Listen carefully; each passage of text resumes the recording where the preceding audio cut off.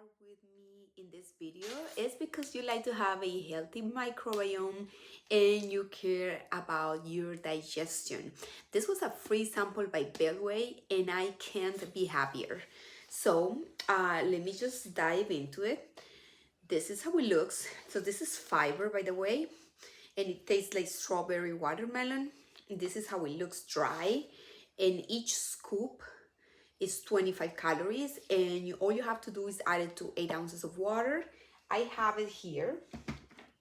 So this is how it looks. I would say this is 8 ounces of water with just this, but you can put it in smoothies, you can put it in juices, you can add ice to it. I just have it in water for simplicity. I just want to mention that it does get a little bit thick, as you can see here, but the taste is delicious. Probably to this one, I'm gonna have to add a little bit more water. All you have to do is drink it 3 times a day.